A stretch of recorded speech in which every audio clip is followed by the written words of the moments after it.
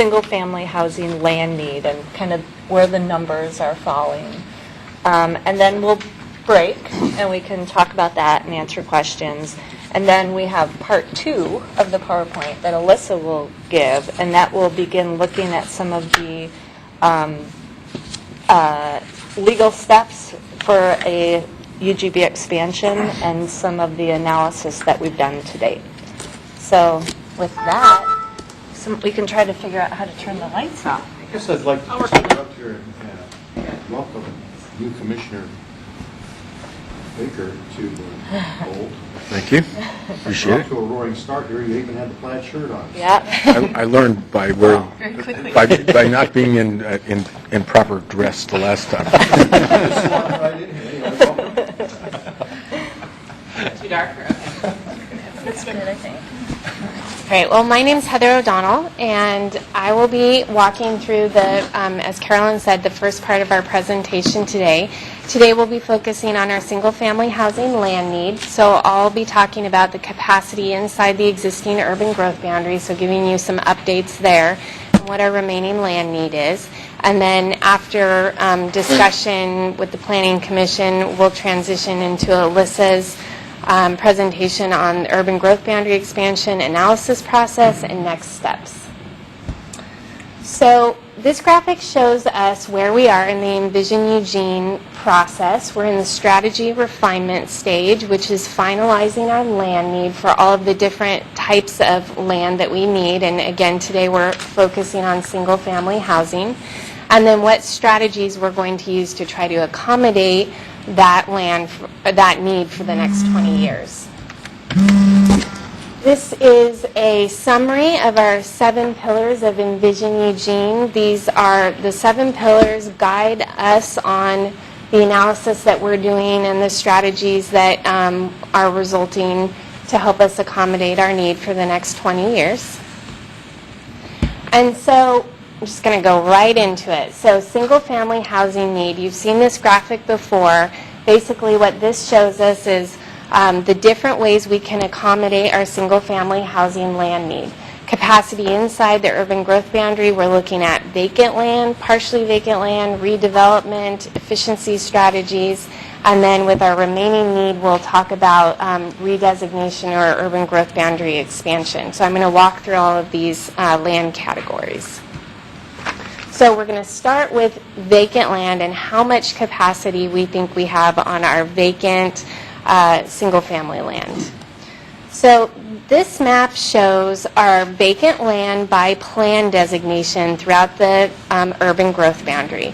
The yellow, I know you can't read the legend at the bottom there, but the yellow is our low-density residential land, which is predominantly where our single-family housing is accommodated out of all the plan designations. And what we've found is that, and all the numbers used here are rounded, but about 4,300 single-family homes can be accommodated on our vacant land. And note that that's about half of our need, our total need. So the statutes also require us to look at our developed land and to understand if there's additional capacity or additional homes that can fit on our developed land. And so when we're talking about developed land, we're really talking about partially vacant land and land that might be redevelopable. For partially vacant land, actually I'm going to go back here. For partially vacant land, we've been working with a technical resource group, and we've been working with a subcommittee of that group looking at our land supply, our developed land supply, and basically determining that our partially vacant land is essentially our larger lots that have some portion of their property that is really kind of vacant. It's kind of a vacant area that could get more housing on it. The difference between that and redevelopment, and we'll go into redevelopment in a minute, but redevelopment, the group really thought of that as being smaller lots, so lots under an acre, and that those are, there's probably some lots that have additional room for housing, but that they might require modification or even removal of the existing development on the site. I think Commissioner Ledick is trying not to laugh at me in my plaid shirt. It's good that we can bring some levity to this discussion. So for partially vacant land, again, we're kind of focusing on lots that are an acre or larger in size. And what we did is the group walked through every lot that was over an acre. And what we found were about 405 lots that we are considering partially vacant. So they actually have room for additional housing. Lots that were over an acre that aren't in that supply are lots that are under non-residential uses. So maybe they're private schools or they're religious institutions, those kinds of things, or they're fully developed, or they have protections on them like Goal 5 wetland protections that don't allow for additional development. So out of our 405 partially vacant lots, the group thought that there were about 4 different ways that it was appropriate to categorize the land as far as how much density could be attributed to those types of land. The first category is those lots that are over a 900-foot elevation. The reason for that is that our South Hills study refinement plan puts extra restrictions or limitations on development that happens above 900-foot elevation. And while the group was did not feel that the South Hills study was specifically clear on how much additional development could happen on lots over 900-foot elevation, they felt pretty comfortable that at least one additional home could be attributed to each lot over 900-foot elevation. So that's what's assumed there, similar with lots that are straddling the 900-foot elevation. So lots that are under 5% slope and generally are under 500-foot elevation, those are flatter properties, typically not in the South Hills. The group felt that those, after looking at different areas of the city, that it was appropriate to apply the densities that we assumed in ECLA, the Buildable Lands Inventory, apply those densities to these lots. And that's different with the lots that are over 5% slope and over 500-foot elevation. Those are typically in the South Hills. And what the group felt like was that less density should be assumed on those lots than what would be assumed if we use the ECLA density assumptions.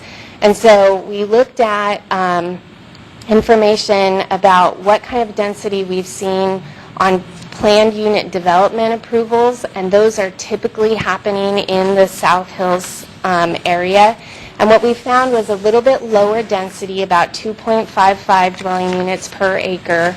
And so the group felt like wherever it's most likely to get to require planned unit development, that's what kind of density we should be assuming in those areas instead of using the average densities assumed in ECLA. And then the last 3 boxes that you see there are areas where the group felt that there were service limitations that would limit the amount of development, additional development that could happen in those areas. So lots that are wastewater constrained, that's a specific area. It's near Willow Creek. It's actually kind of south of the Nature Conservancy property. There's a lot of wetlands in that area, and it's currently unserved with wastewater. And so the group felt like we should pull those lots aside as their separate category of lots and determine whether or not they're actually serviceable with wastewater. And if they are we planning to serve it? What's our next steps?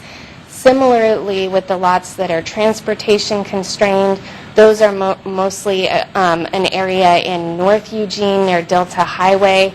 The group felt that area, the transportation facilities up there are not supporting increased densities in those areas.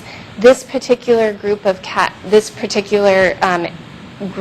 land is something that we can look at through our transportation system plan update that's going on and try to make sure that the densities or capacity we're assuming in this area is consistent with what we're assuming for capacity for transportation in the transportation system plan update. So we'll make those two plans work together. And then the last one is there's actually no specific lots that are identified in this category, lots that are stormwater constrained. But these are, it's an acknowledgement that we believe that there are some stormwater regulations that are limiting development, and that in the future we know that there are additional stormwater regulations coming down in the next couple years that need to be assessed to determine whether or not they have an impact on our buildable lands inventory.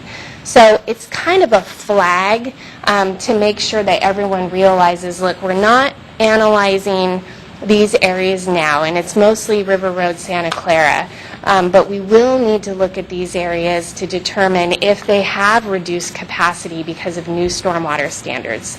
And that would be in, I think it's 2013 or 2014 is when we're looking at those new standards. So what this shows you is the number of additional dwelling units that we think we'll get on each of the lots that are in these different categories.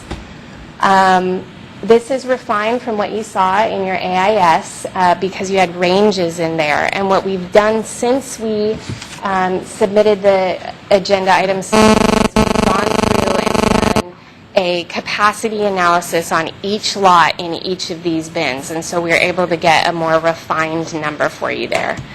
And what that ends up being is about 2,500 additional dwelling units could be accommodated on partially vacant land, excluding the lots that are in the wastewater constrained category.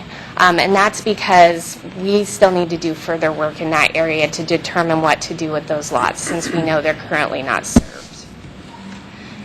So here's a map. We actually have a hard copy on the bulletin board, but this shows you where our partially vacant, low-density residential lands are over 1 acre or greater.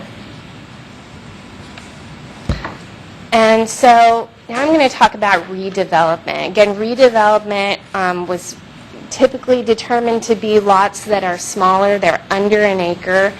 And what we did was we looked at, okay, how many additional single-family homes have we seen in the past be created on lots that are under an acre?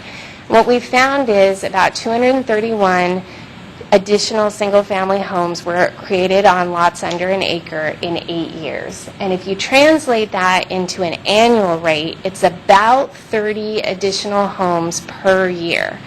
And so then if you translate that into how many that gets you in 20 years, it gets you about 600 additional homes that we would see on lots under an acre in 20 years. The group felt comfortable after looking at some sample areas of lots under an acre that we have enough supply to continue to assume that historic rate would continue. And then land use efficiency strategies. So what these are strategies that we can do that allow us to get more housing inside the existing urban growth boundary than we see under current conditions. So they would be things like changes to the land use code, new programs that would allow us to get more single-family housing than we currently see because you're changing something to make that happen. What we heard from the community was when you're looking at single-family land use efficiency strategies,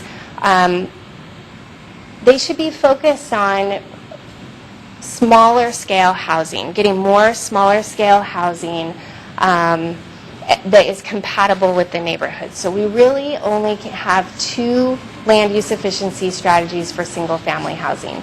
The first is promoting secondary dwelling units. This is secondary dwelling units or mother-in-law units or granny flats they're sometimes called. They're already allowed in our code.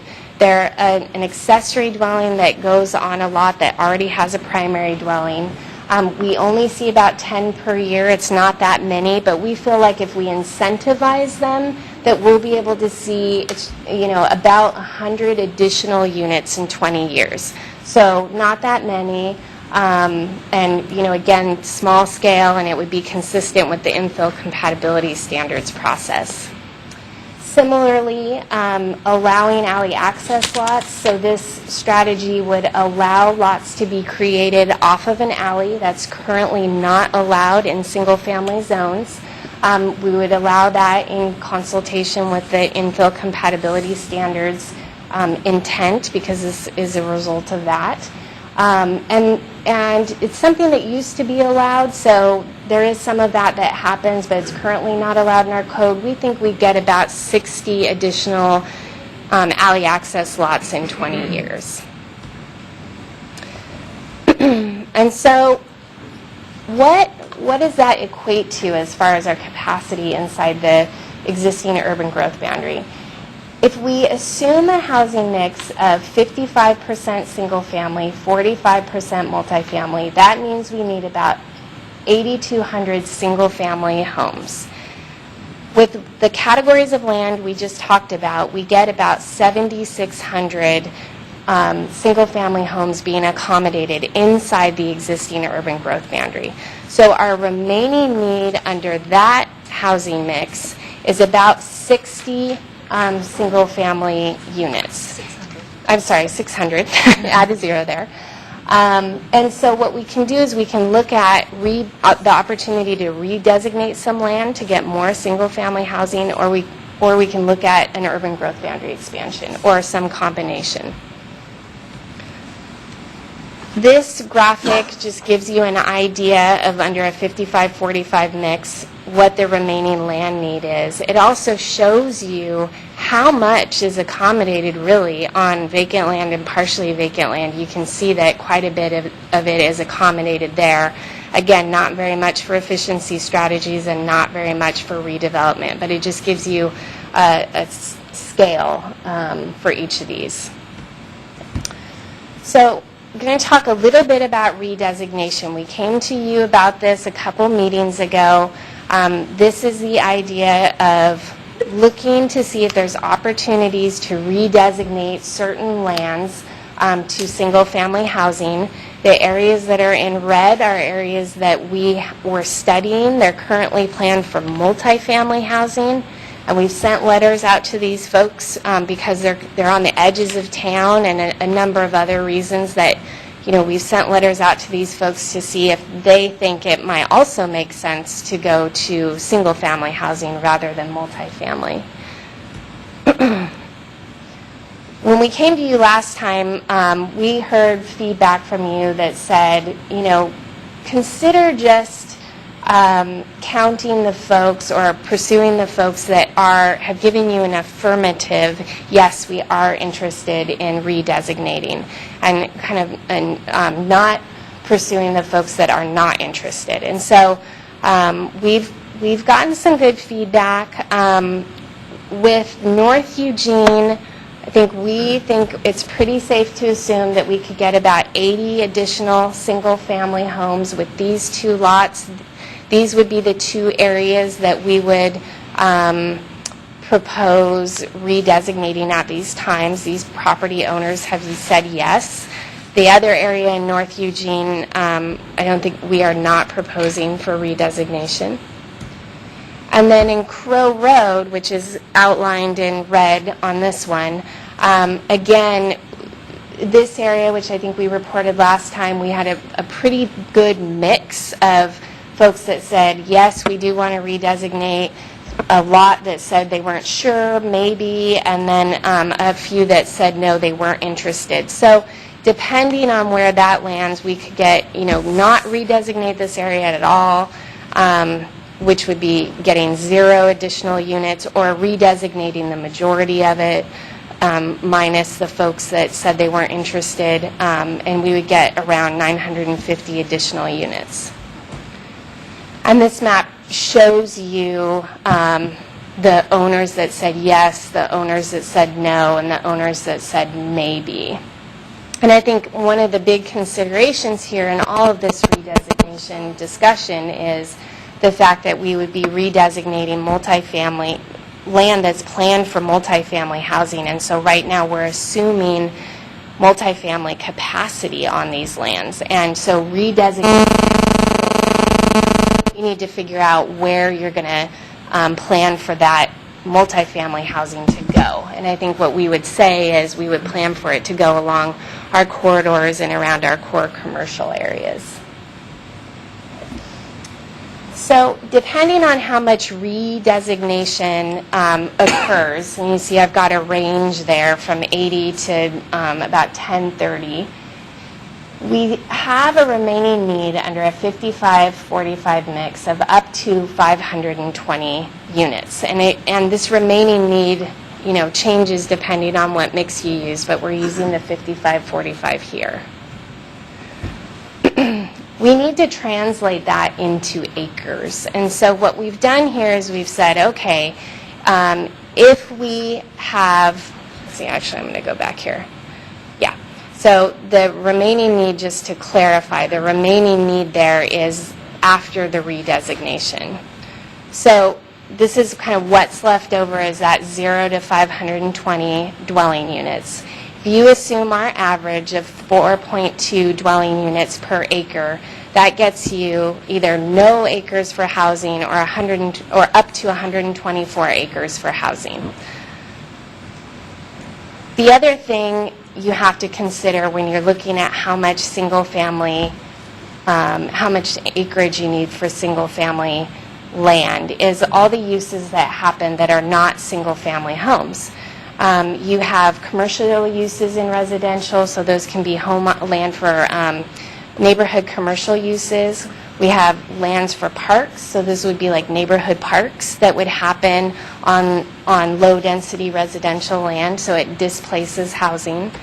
And then we have land for additional public uses. We know that the university and some of our public utilities have forecasted some need that would occur in low-density residential land. So again, depending on how much redesignation happens, under a 55-45 mix, that equates to the need for an expansion of 94 to 320 acres.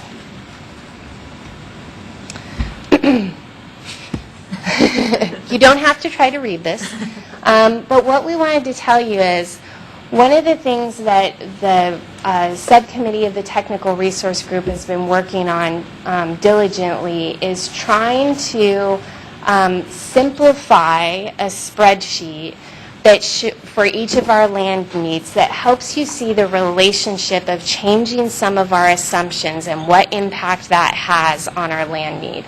And so what you can see at the bottom there is that this is the assumptions sheet, but we actually have a spreadsheet each for our residential land need, our employment land need, and our public land needs. And so this spreadsheet that's been developed in consultation with Echo Northwest helps us go, okay, well, what if we used a different housing mix? What if we change that assumption? What is our resulting land need then? So we can use a spreadsheet like this to answer some of those questions. And so it would help us put this information into a table that shows what our remaining land need is under these different housing mixes. One thing to think about here when you look at, for instance, on 4060, how come there's no remaining single-family acre land need? That's because you're already assuming a lot less if you used a 40-60 housing mix. You're assuming a significantly lower amount of single-family housing need that you need in the future. And so what you end up having is a surplus of land that you're not using for housing. It would accommodate these other uses that happen on single-family land, like neighborhood commercial, parks, and public uses. So those two mixes at the end both have a surplus of low-density residential land, basically, that helps accommodate those other uses.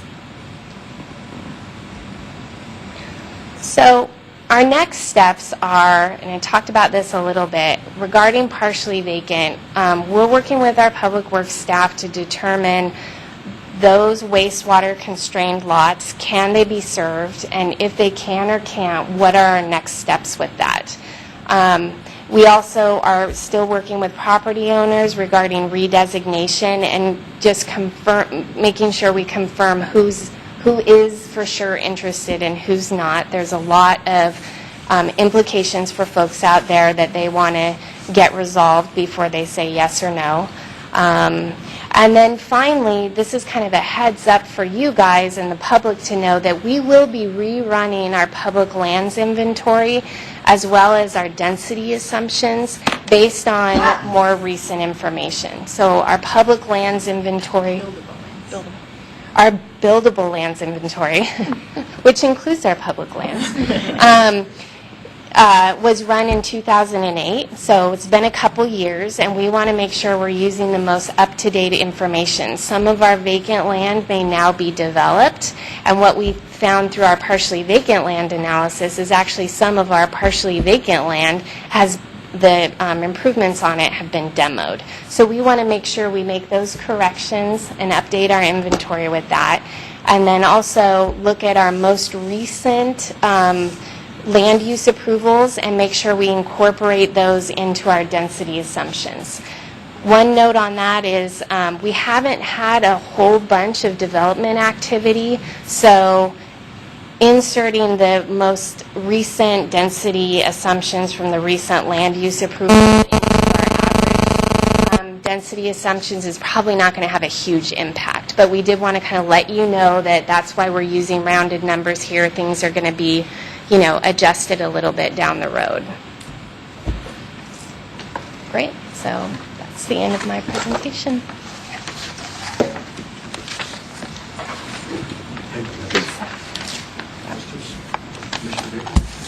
Yeah, I have a couple of questions. Well, when I read over this, too, I had some questions, too. And now I have a few more. The one thing, my first thought when I looked at this was what I can maybe consider a minor omission. And that is, there are some single-family units that are converted. That are what? That are lost over this time period. So we know that we need a certain number, but there are some that are lost.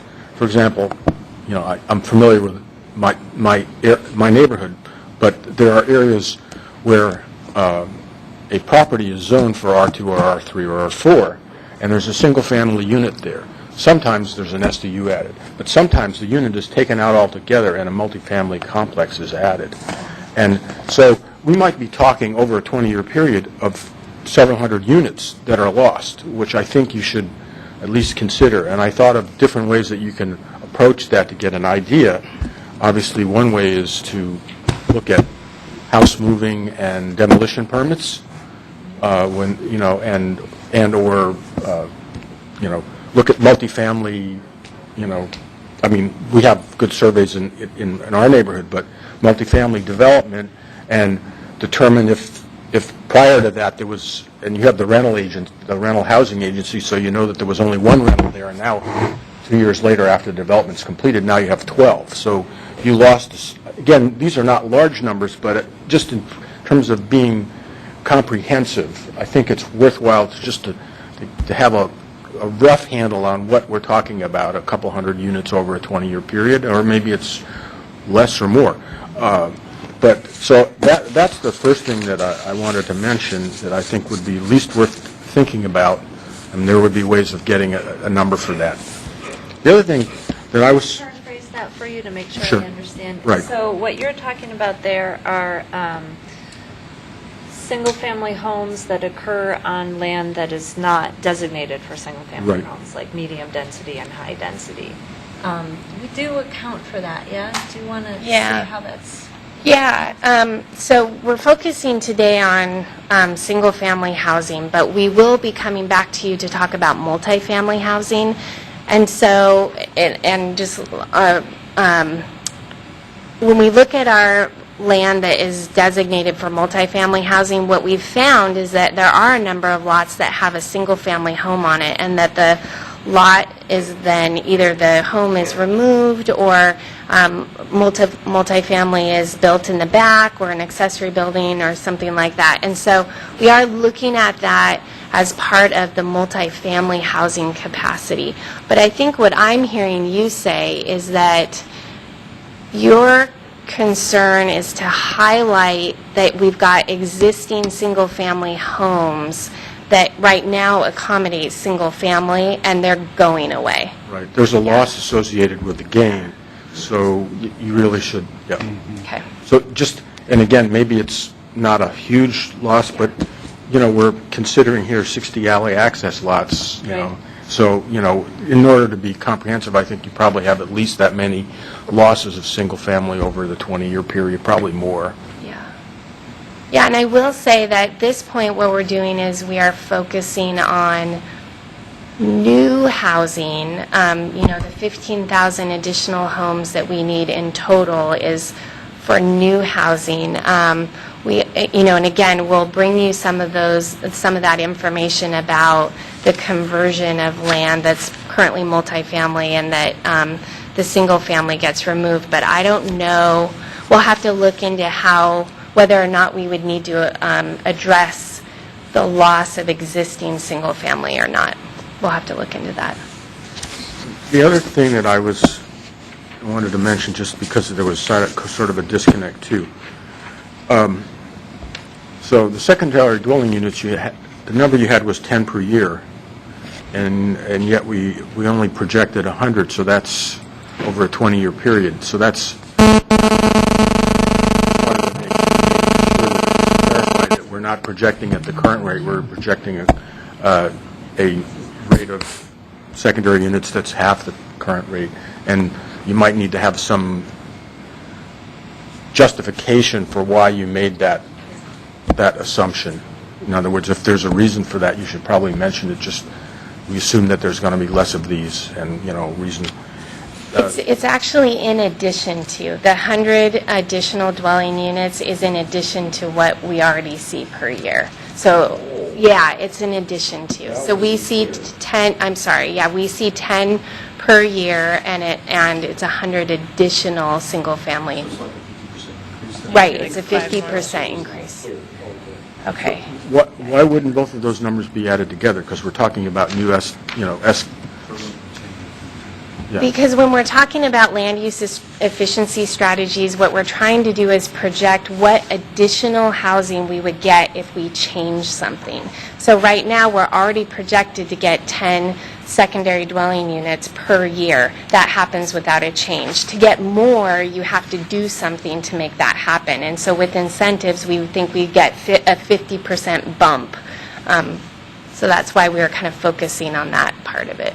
I don't want to hog it, but why wouldn't that first number be included? Because we're talking about the total number of single family. Why wouldn't?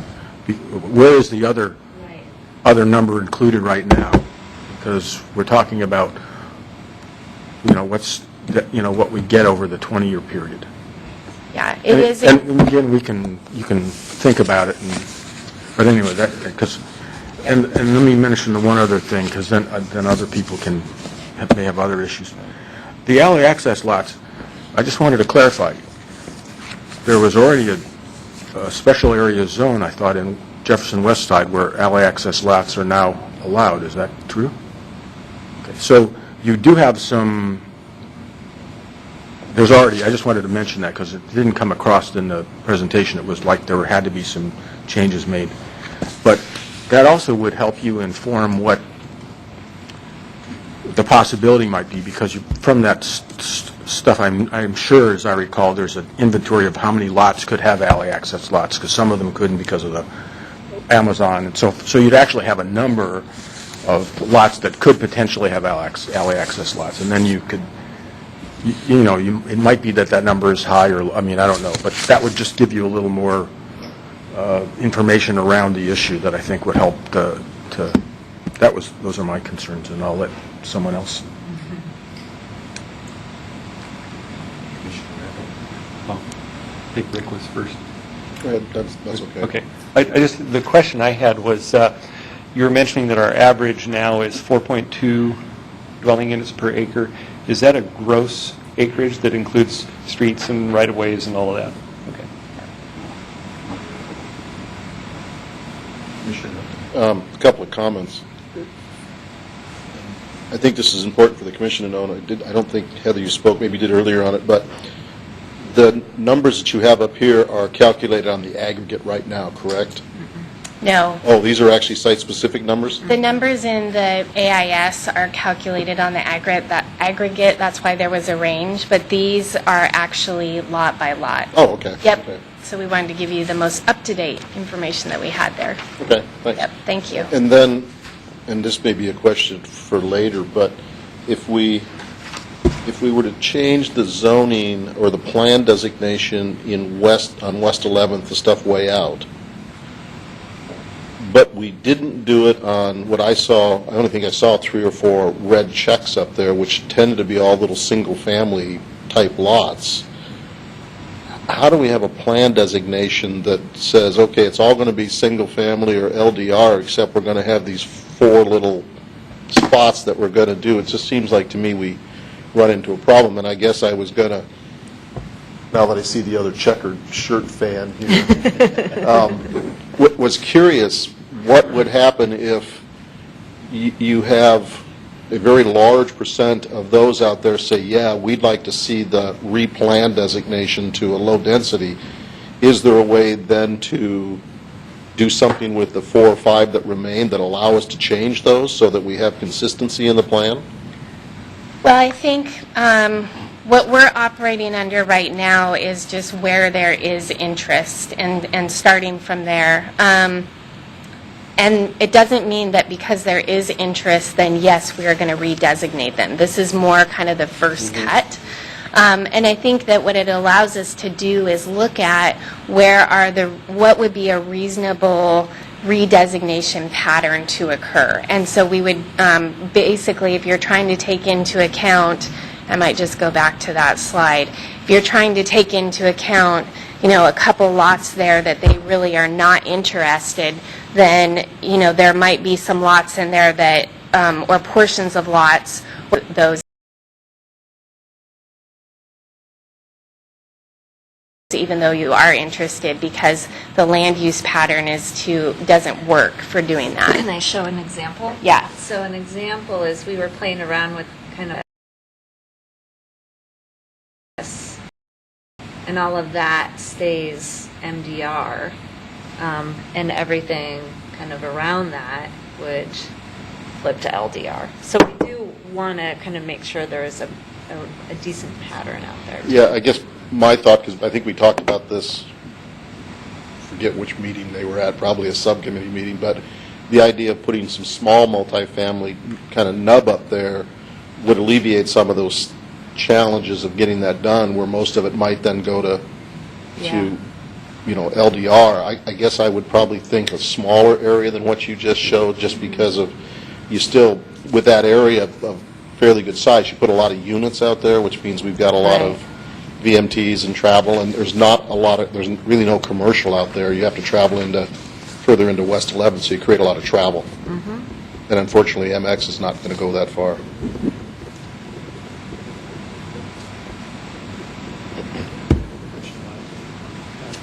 The staff and TRT have just put an incredible amount of analysis in this, and I'm curious, are 1,000 Friends and the home builders in alignment with these numbers? Yeah, I should, let's see, if we can go back to the low-density residential, or the partially vacant, excuse me, that lots over 5% slope, that additional review of what kind of densities that we were seeing through planned unit development approvals and assuming less density was kind of the last step that we needed to get general agreement on these different density assumptions, because that's kind of the hardest area, because there's a lot of slopes. And so the Home Builders Association representative and friends of, or 1,000 Friends, and then we have obviously Commissioner Duncan and Kevin Matthews is also on the partially vacant subcommittee. So they all worked together in discussing this issue, and that was kind of the last remaining issue to get resolved. So then it leads to another question that isn't up here. Is this level of detail being done or has it been done on the vacant lands? We have not done that on the vacant lands yet. Implying that you're going to? I believe we are going to, yeah. That was something that was raised as part of the partially vacant discussion, was that if we're going to go to this level of detail on the partially vacant, don't we need to also go back and do the vacant that way Because too? alternatively, we could have done a safe harbor on this. No. Partially vacant. No, we actually, the safe harbor is not available to Oh, us. it's not. No.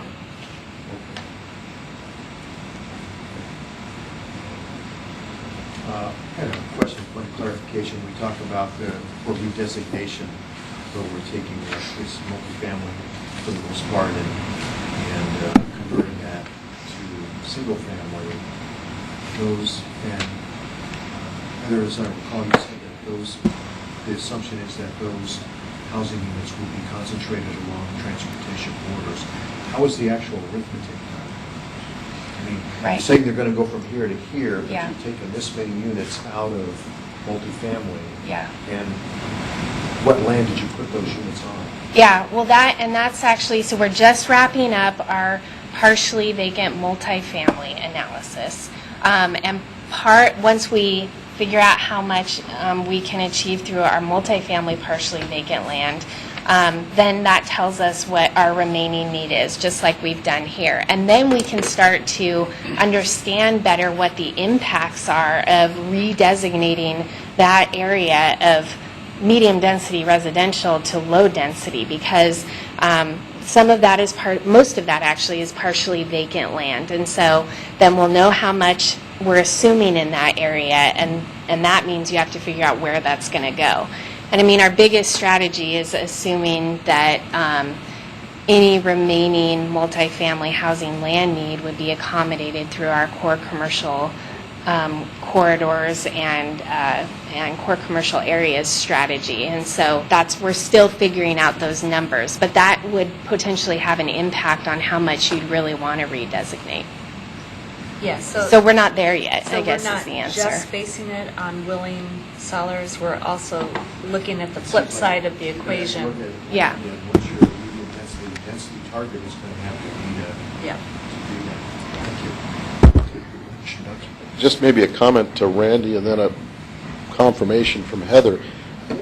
I believe that TRG thinks that we're going to take this general framework, which took a long time to sort of distill out of the whole process. It took a long time to figure out what we refer to as these bends, because we tried a whole lot of different ways, and this is how it worked out. This complexity, or lack of complexity, after we figured it all out, I think could easily now be applied to the vacant land numbers without taking months and months and months. I think it can be done fairly quickly. Agree. That would be it's essentially a spreadsheet exercise now that this framework is here. Yep. It's really hard to take you seriously without plaid. I tried to get as close as I could to pumpkin. That's good. I know, it's hard to be serious. I'm happy you looked at me that way, because I thought you were looking at me like, you're nuts, we're not going back and doing any more work on this stuff. And it's hard to take you seriously, too. How's that? There There we go.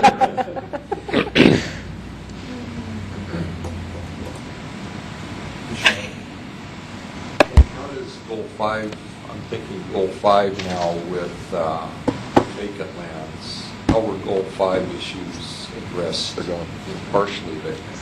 Yeah, we basically, when we're determining how much capacity there is on a property, we take out the committed and protected land first. You did? And and you make the density based on the buildable area. That means that's not up there somewhere, is it? It's done, they do that on all the, It so happens.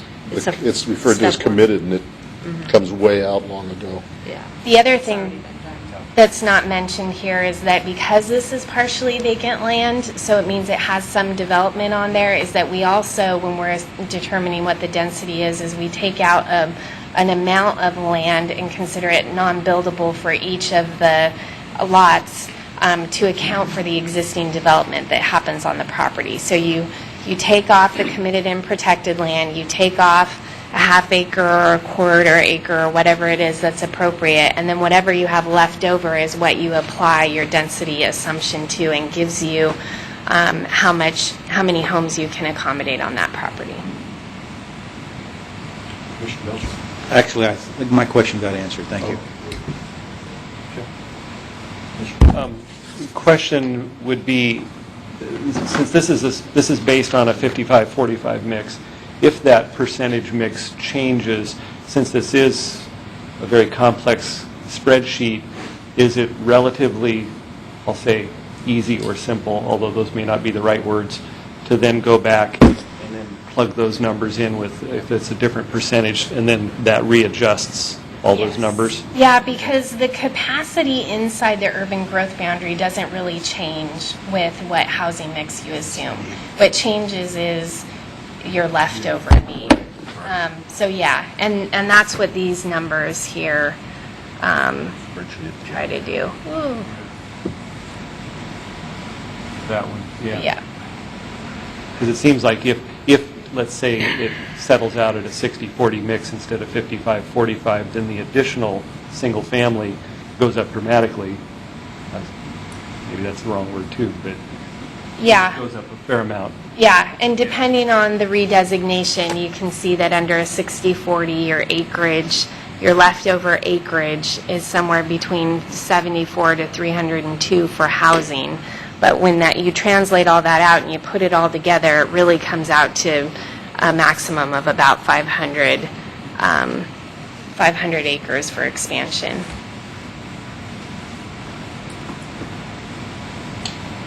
Any other questions, Commissioner Belcher? Yeah, I wanted to thank the staff, too, that you did a great job. This is really complicated, and it gets more complicated.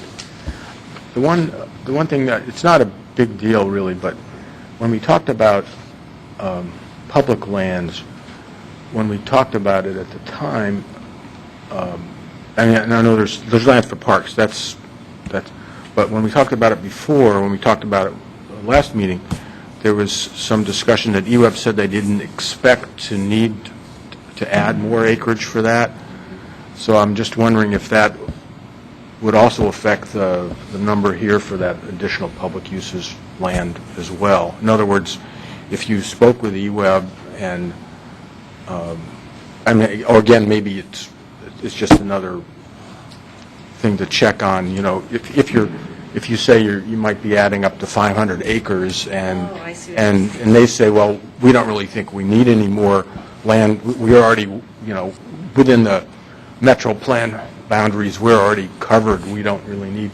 Then you could, couldn't, it may be that it's a very small number, but it may not be needed because we've already said in the other parts of the plan area we don't need any more land for that. So just for consistency. Right, so if there is an expansion, A, are additional parks needed to serve that area, and B, what about the EWEB or other infrastructure Right. needs for that expansion? For that expansion. Because we've already said we didn't think we needed that for the other part of the expansion. Right. Because you're holding those acres constant. If I'm hearing Steve correctly, Yes. Right. because it's population based. Your calculation for parks is based on per 1,000 people, right? Instead of per acre of single family. No, it's not based on per thousand. It's based on the project list. That's right, yeah, Uh-huh. okay, So it's more of a geographic yeah. issue, really, and there could be similarities with, water service as well. Commissioner Belcher? Well, my question follows up on that one. I can understand if it's population-based, why they would remain constant, but if there's more area required, if you have a higher percentage of single-family, you need more streets, more extension of services, wouldn't that change those numbers? Or maybe it's so small it's not important. Well, land for streets and utilities, because these are gross acres, they account for... Or in the gross, okay. Yeah. Thank you. They account for that need. But yeah, we should, continue to make sure that as we're refining these numbers, that amount is still the same, depending on the expansion need. Thanks. And excellent job, everyone. Thank you. Just a comment, since we're talking about somewhat small numbers here, but I think from the idea of presenting this ultimately to our community is that there's been some changes in our land use code requirements for stormwater retention during the 01 to 08 period. And so things now are required to have detention or retention ponds located in developments, and we really haven't talked about that. And I don't think, as we took the density into play, those are things that really came on, I believe, after 07 or 08, that required sort of a reduction. And that may actually be some of the reasons why we saw the PUD reduction in those last few. I think that's why we settled on 2.55 versus 2.79. And it may be that that some of the density went down because of that. And it just seems to me if we look to add lands, particularly, we have to take into account that there are some stormwater requirements in projects. And although it's not going to be many, even if we added 500 acres, it wouldn't be much.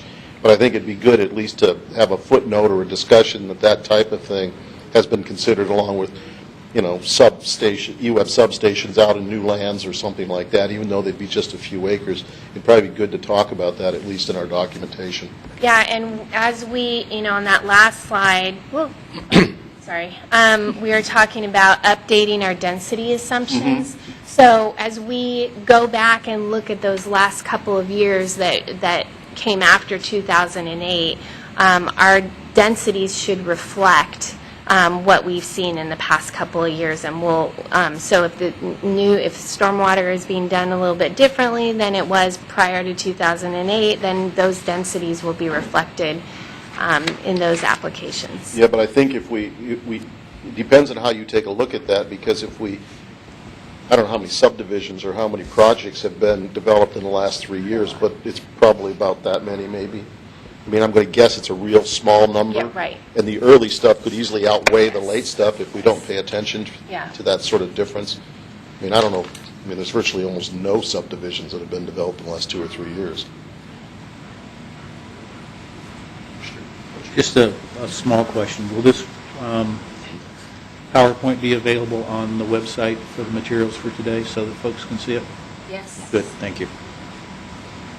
I was just going to state, we still have a good chunk of information to get through, so we might want to move into Alyssa's portion. Heather, thank you very much. Indeed. Yeah. Lights too. I can't see anything. I was finding out. A little nauseous. Now you know why I wear them like this all the time, too. You need to back up. Was that a statement about Mr. Leddick, that you get kind of nauseous? No, some of us are perpetually blessed with these Just checking. glasses.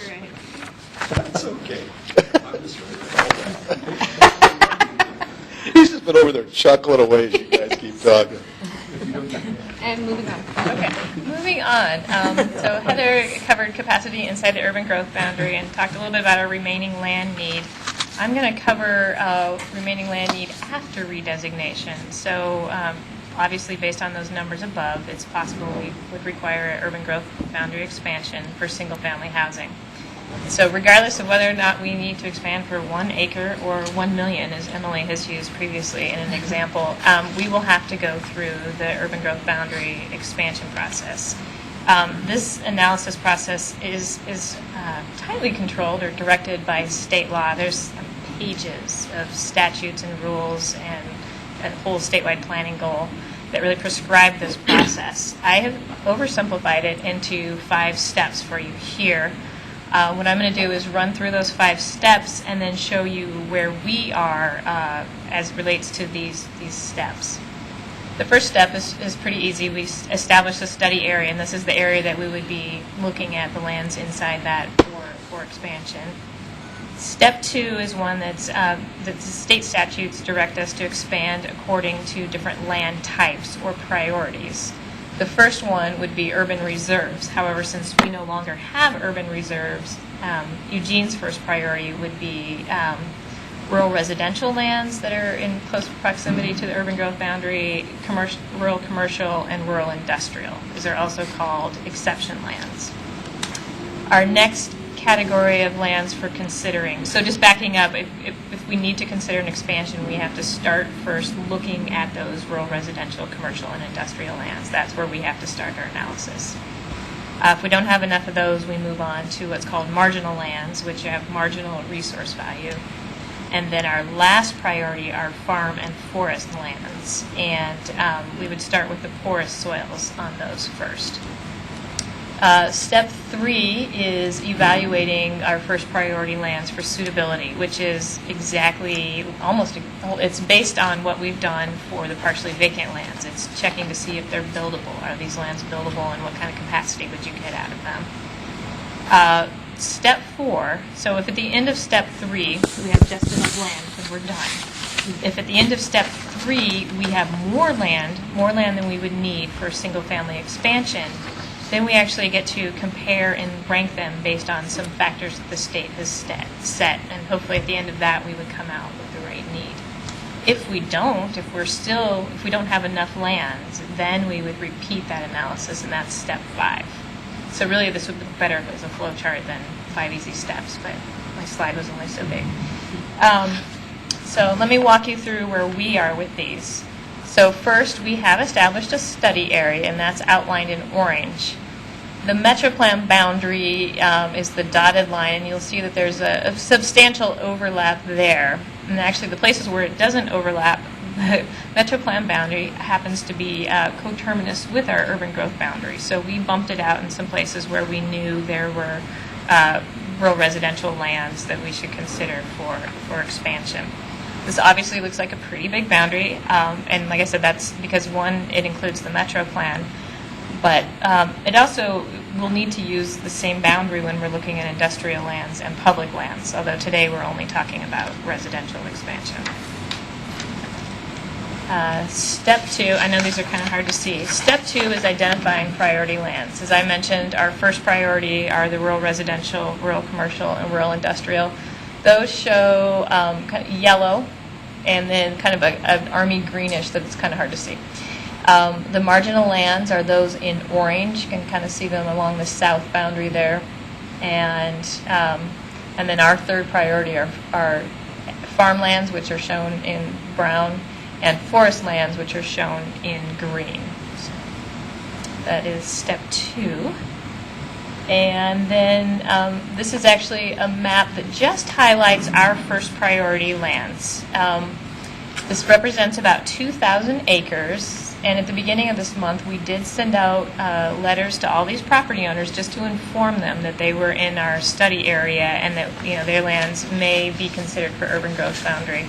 I think it's important to note that we also put on that letter that some of these, for obvious reasons, aren't going to be suitable for residential development, but we're required to start our analysis with these lands. Let's see. And moving on. So are these typically exception areas in general? Yes. Heather? There appears to be places where, using some old terminology, we would be creating islands. I mean, I'm looking at the southwest corner. Right, we would actually have to take intervening land into... And what's on that intervening land? I will get there. Oh, okay. Yep, Thank you. I will get there. So, and now moving on to step 3, and that's really determining whether or not these lands are suitable, which means are they buildable? And there's kind of 5 general things we look at. Are they constrained by severe natural hazards? Do they have Goal 5 protection on them? Are there severe slopes over 25 or 30%? Are they in the floodplain or floodway? And can they can they reasonably be served with public facilities? What is the floodplain constraint? The rule says is within the 100-year floodplain. Which then eliminates that property. Yes, they could. We used floodway during ECLA. So that's one difference here. Floodway. Because, inside the urban growth boundary, those lands were already designated for urban development. Floodplain lands. So this analysis is currently under progress. We did hope to have some preliminary capacity numbers for you that was mentioned in the AIS. Unfortunately, those numbers are not yet available. As you noticed on the partially vacant, it is definitely a complicated analysis, and it's proving to be the same on the outside. So what I am going to do next is just walk you through those areas that were highlighted around the urban growth boundary and let you know what we know about them. Just some background information. What about hazardous material considerations? I guess that would, Looted lands. I'm going to guess that would be covered under, if we had an inventory of those, I think they would probably be covered under that first bullet of natural hazards. Yeah. DEQ would have a list of them. Right. Okay. Thank you. All right, so I'm going to start at the northern end of the urban growth boundary and kind of just travel counterclockwise. So the first area is along, let's see, this is Beacon right along here. Here's River Road, and this is River Loop 1 right over here, and obviously the Willamette. This area is designated rural residential, and it's characterized by single-family homes on larger lots, and then there's some smaller farms as well. And just for context, right over here, oh, John, I'm afraid I'm going to blind you. Right here is the area that you might recall from last week is the future Santa Clara Park site. Just happens to fall within this study area. So next, I'm going to just show you some of the constraints. So the seafoam green is the floodplain. The other green in the lower right-hand corner is actually the floodway. The bright green is wetlands and riparian, and then these two green lines here represent everything inside there is inside the Willamette River Greenway. We also know that the surrounding area, actually everything outside the urban growth boundary has some really nice farm soils, and there's a lot of farming going on in that particular area. So given the constraints on these lots as well as compatibility issues with the surrounding farmlands, we don't think this is a very likely place for expansion. So I'm going to move on. I'm sorry, which one were you referring to? The upper one or? All of them. All of them. Oh, okay. All of them. I'm Thank sorry. you. Let me back. So the red, missed that part. The urban growth boundary is the red dashed line. Mm-hmm. The areas outlined in black are those areas that we're talking about that are part of our rural residential outside the urban growth boundary. Could you again describe the different colors, because that was quick and I wasn't. Sure, absolutely. Can you point to them up on the Sure. map? So Yeah. this sea foam, so I call it, is floodplain, 100-year floodplain. This green over here is the floodway. This green here identifies wetlands and riparian. And then these two green lines that are on the outside, those are the Willamette River Greenway boundaries.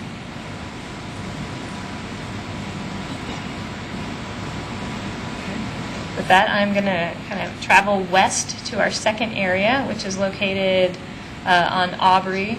And this is Highway 99 over here and Prairie Road over here.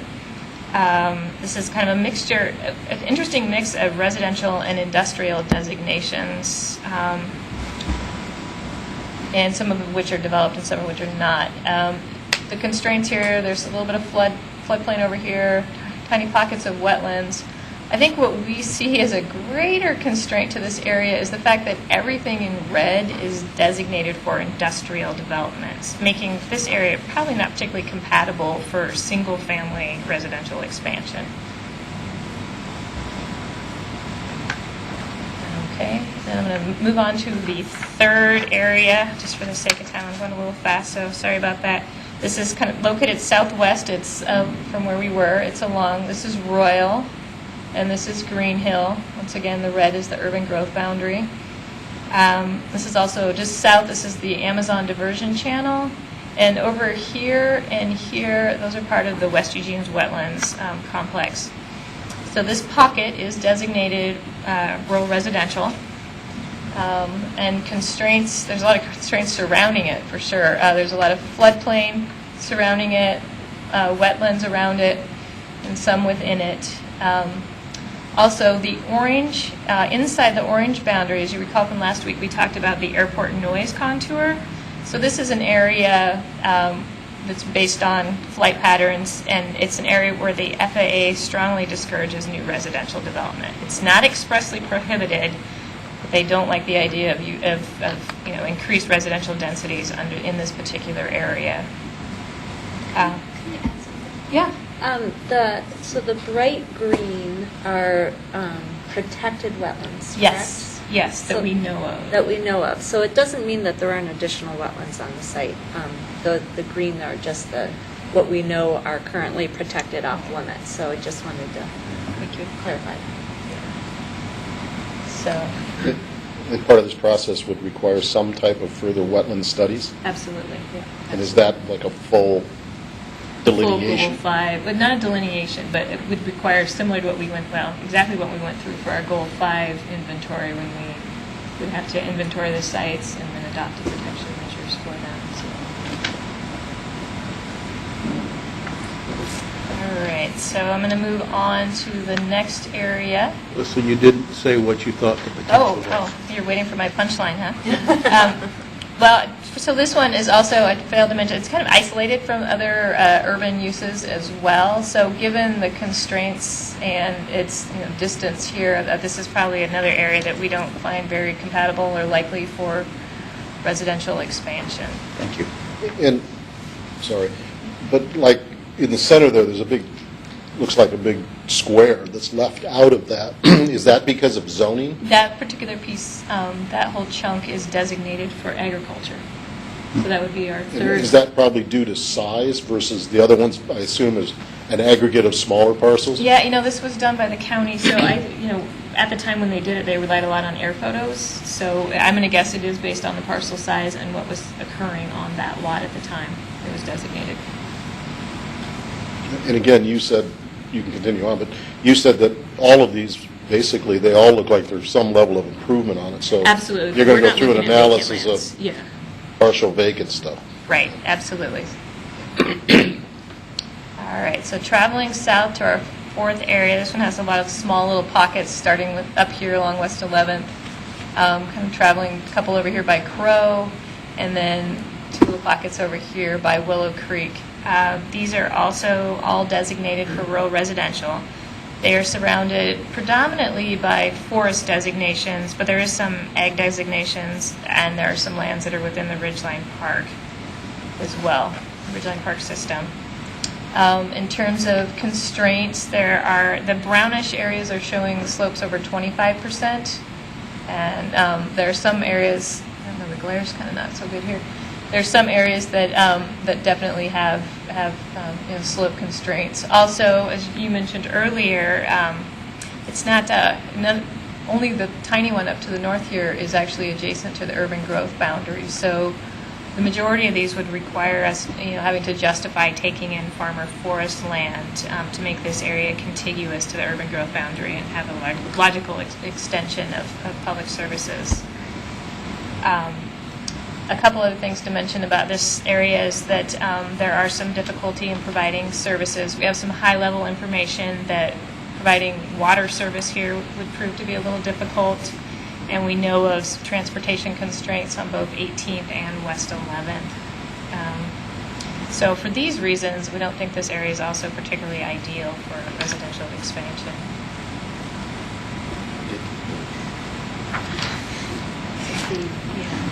Okay, heading south slightly east. This is our fifth area. It's located along Gimple Hill is right here. There's Bailey Hill right here. So there's kind of 4 pockets in this particular area. They are designated rural residential, and they are surrounded predominantly by forest lands outside the urban growth boundary, including some Ridgeline Park trail land to the east as well. constraints here include steep slopes and some wetlands that we know of. We also know, as you heard Heather mentioning, that the part inside the urban growth boundary, we're still doing further analysis on wastewater. And so whatever the issues are serving here, they would probably directly translate to these areas. We know from eWeb that it might also be a difficult area to provide water to, and that this has the same transportation constraints on West 18th and 11th as we heard the previous one. So until we get that resolved, at this point, it doesn't also seem like a particularly promising area. So this is our 6th out of 8 areas we'll be looking at today. It's located south of the UGB. This is Crest Drive along here, and Chambers runs north-south right along here. This is a large chunk of rural residential land, and it's surrounded actually by a mixture of agricultural lands, forest lands, and some marginal lands. This was one of the areas where we see marginal lands outside the urban growth boundary. In terms of constraints, there are some steep slopes, there's some known wetlands, and as Carolyn mentioned, there could be more. This is all that's been documented at this point. And there are some moderate service issues here. What it does have going for it is it happens to be, it is contiguous. A large chunk of it is contiguous to the urban growth boundary and to an urban, levels of residential development. So because of that, and with these existing development patterns, this is one of the areas that we'll be focusing more attention on, as this analysis moves forward. So our 7th area is located to the southeast of the urban growth boundary. There's a little tiny pocket here along Fox Hollow, and then this is Dillard along here. This is surrounded by predominantly by forest lands outside the urban growth boundary, as well as portions of the Ridgeline Trail system. Inside, there's also parkland, as well as some low-density designated areas. It is constrained somewhat by slopes. Probably bigger issues here are actually providing services, because they have to go, they'd have to follow Dillard Road for the most part, which proves to be fairly difficult to extend services given the topography and the curves on that. So we know that both water and wastewater would be difficult here. There's also some transportation constraints, because for this one, there's only one road that really leads into it that would lead into the city. And finally, this is actually most of this is a newer subdivision within the last 10 years. These are 5-acre lots. And given this development pattern, it doesn't look real promising to achieve urban levels of residential development, just given this parcelization and the street layout. In combination with the topography, it's not a promising area for expansion. And our 8th and final Priority 1 land is located just north of LCC and 30th, and then McVeigh is along here. This is Bloomberg Road right through the middle. This includes, it's mostly rural residential. However, there is a pocket of industrial and commercial lands just right here along the highway there. It's surrounded predominantly by forest lands and LCC to the south there. There's some fairly steep slopes to the north of it, and then to the south of it, it's actually much wetter than what you can see the extent of those wetlands there. And it's kind of squeezed in between those two. It's also isolated from a lot of other development, with the exception of the community college. And it's quite a leap from the urban growth boundary. So this area, I don't have a punchline on this particular area. I know it's also been looked at one point. Part of the industrial was looking at this portion as well. So They also rebuffed an effort to put the reserve center there too in the past. So was it further south? Was it No, like it's right up along here? north. Okay, my hair. Okay. I thought it was right in here. It is. Yeah, and so that it's actually, the true extent of wetlands is going to be That's the Russell Creek Basin. Right, yeah, so it's a fairly wet area, so that's just another consideration on that one. Melissa, were all these, I should ask this earlier, were all these to the same scale? No, Okay, about, what kind of acreage is that chunk right there? about 110. 110. They're not at the same scale. Let's see. Oh, just so you can see the existing kind of parcel layout in that particular area. So that is part of step 3 that we're going through right now. And at the end of step 3, we'll know, how much each of these areas, how much capacity they each have. And what we do with that is then, if we have just the right amount, then we're done. Unless, of course, it's one of these hanging out on the edge of the UGB that doesn't touch. If there's more land, after the end of step 3, if there's more land that we need for residential expansion, then we move to step 4. And step 4 would actually be comparing and ranking these alternative areas based on these 4 factors set out by the state. So the first one, we'd need to ask, do these areas make sense for urban levels of residential development? The second factor is, can they be served efficiently with water, wastewater, stormwater, and transportation? The fourth one is kind of a quadruple bottom line, energy added in there. And then the fourth one would be compatibility. Would having residential development here be compatible with nearby farm and forestry activity lands outside the urban growth boundary? So we would use this particular step to rank those areas and at the end up with our preferred choice. Question on lands that are designated for forest use. A lot of the zoning that took place, particularly close to our urban environment way back when Lane County did it, was sort of a look at the map, look at the parcels, and do it that way. And a lot of those lands really don't appear to truly generate good timber growth from the standpoint of it, either from a productive standpoint or from an aesthetic standpoint. Is there a process that allows you to go back in and analyze it, say from soil conditions and so on and so forth, to see if it really is appropriately zoned, particularly in some of these areas where you sort of show our areas kind of running around them, Right. but there's a piece left in the middle?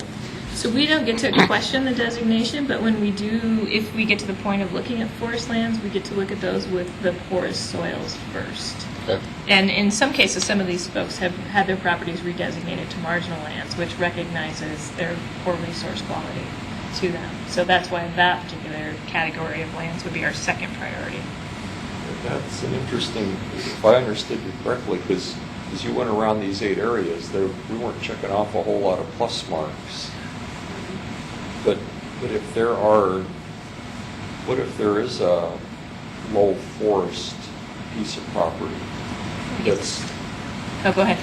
that is more appropriate than any of these exception areas. Right. Well, then, that's where we get to, in step 4, compare and contrast these areas. Maybe none of them will come up to the top. Right. And then we actually would go to step 5 and complete the analysis, repeat it with the marginal lands category and see what comes out of that. If there's still not enough land, then we would repeat that looking at farm and forest lands. Oh. And when you talk about porous soils for farmland is completely different than porous Right. soils for forest For lands. forest, it's based on how much they have to produce. It's some kind of capacity. I can't remember the exact terms, obviously. But it Well, is. everybody talks about class 1 and 2 as being the best, but Right, and that's it's for actually 4, farm. 5, and 6 that is best for Right, it's kind of the forest. opposite for forest, and it's based on how much they think they could produce of square feet of board timber or something along those lines. So the 5th step would be, okay, we didn't get enough residential lands that rose to the top, then we could look at the marginal lands. If there's not enough of those, then we could look at the forest lands. Do the marginal lands have to already be designated as well? Yes. Yes. And are there some? Yes. One of the earlier maps showed it. I know, they were orange on that three. particular map. I know, it's a lot of information. I'll go back to it in just a minute. I'm And almost- there's this map here that shows them too. They're actually teal on that map, just to confuse you. But, And I already glasses, Lisa. all right.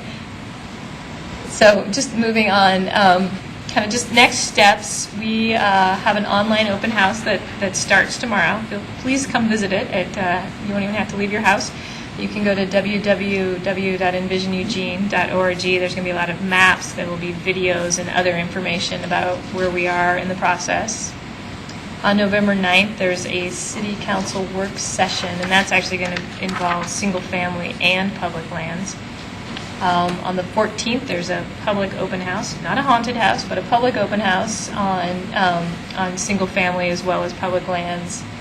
And then towards the end of the month, we have a City Council public hearing on single-family and public lands. And that is the end. But I'm going to run back to that map for you.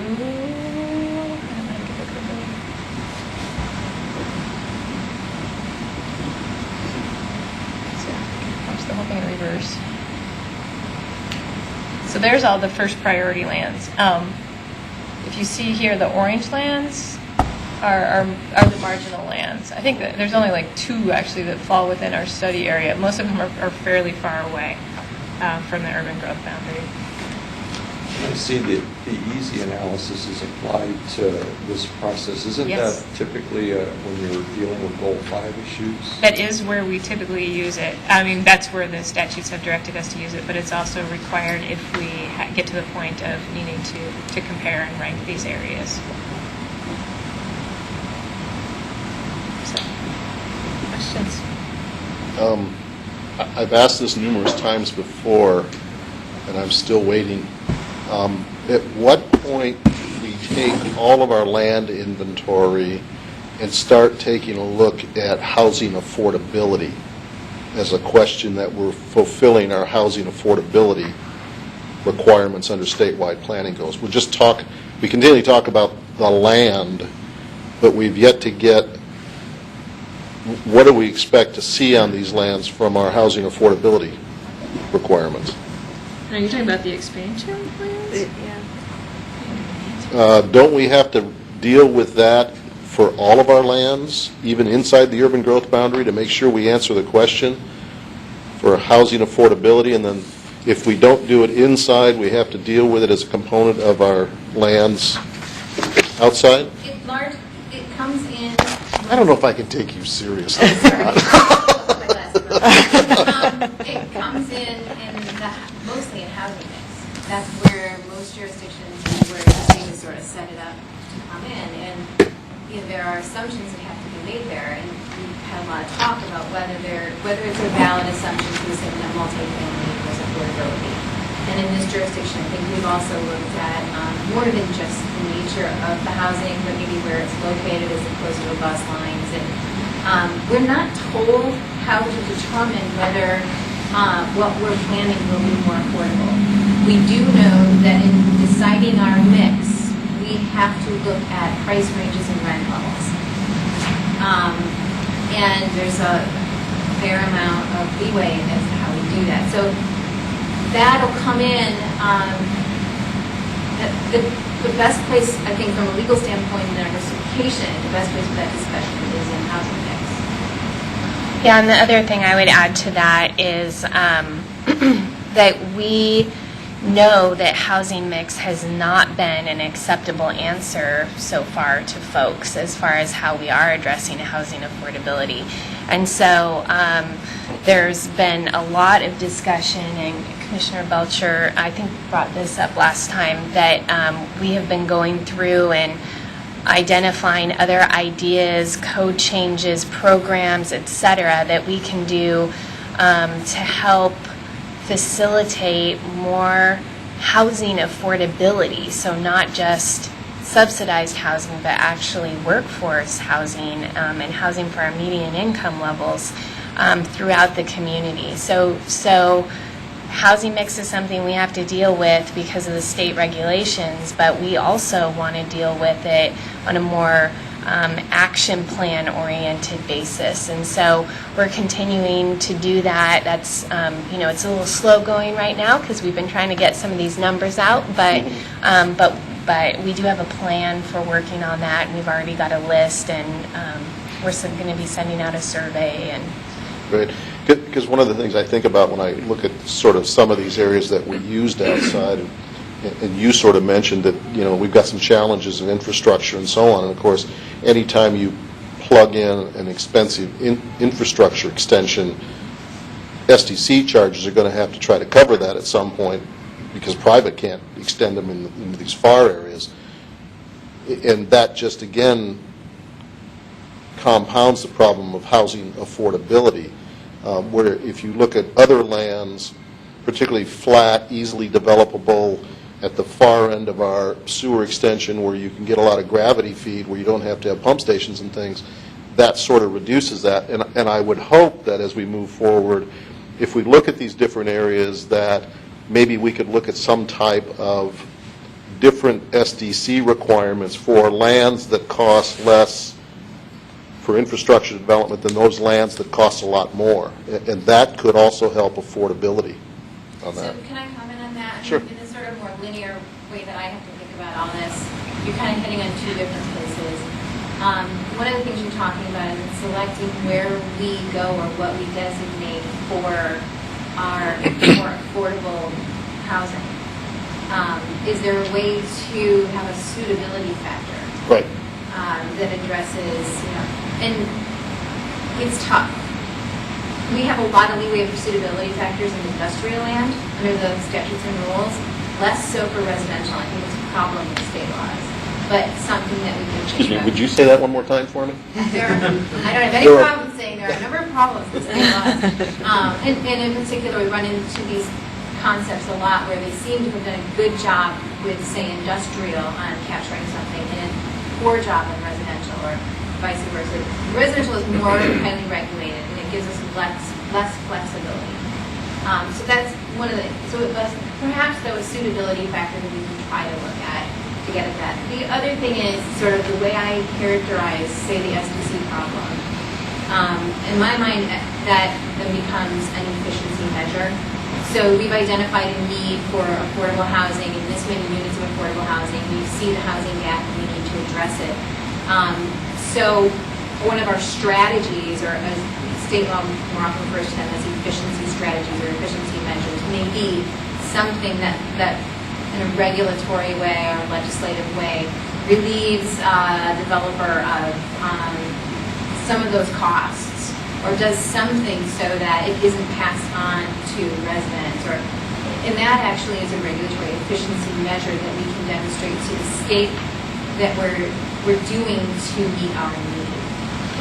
Yeah, the challenge I always get to when you start waiving fees is you're not really waiving the fees, we all know, it just gets added somewhere else. Right. And it would seem to me that if we did something, and maybe this becomes sort of measure we can do, that we actually talk about the fact that we think these lands are going to have higher value homes, and maybe it's appropriate to have a little higher SDCs on that. Now, Ed may shoot me for this, but then on the other side, if you're searching for a lower income type area, or for a more affordable housing or housing affordability questions, that somehow you're not really saying we're going to waive fees, but we recognize up front that maybe they're moved to other places. Right. And I don't know if We that's... really look at, place a high value of suitability on areas that are already sufficiently served to take that density, or I Right, don't know. yeah.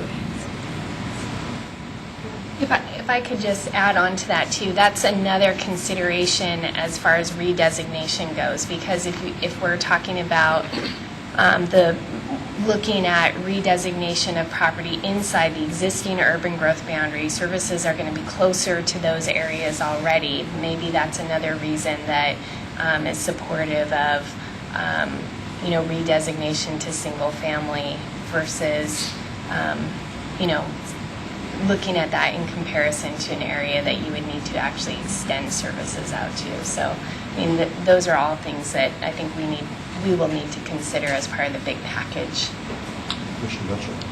When we went to OPI, and I think I mentioned this before, but I'll mention it again, one way that one community dealt with those system development charges is they created a local improvement district. And then they made that cost still be on the homeowners, but it came back over a period of years, which made it more affordable, but still put the charge where it came from.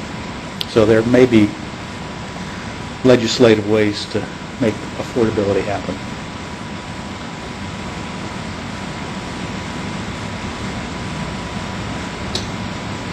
Other questions?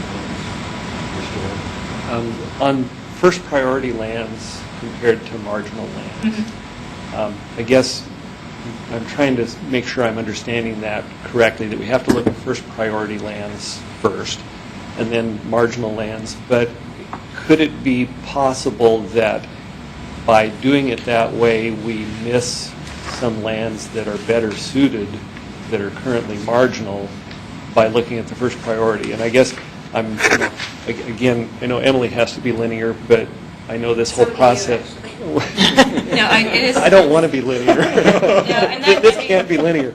But so I'm resisting the linear aspect. But I guess, is that state law that requires us to do it that way? Right, they want us to exhaust those rural residential lands first, and not, and just, if we have to expand, to really try as hard as we can to expand onto those lands first. Oh, I thought without, pulling back and saying what area. So there might be reasonably, wouldn't it be great to okay, what areas make the most sense? And maybe, maybe if we end up with a pocket of rural residential and it has some marginal next to it, maybe we do end up ultimately able to take in the whole area. It just seems to me like we might miss some potentially better lands by doing it that way.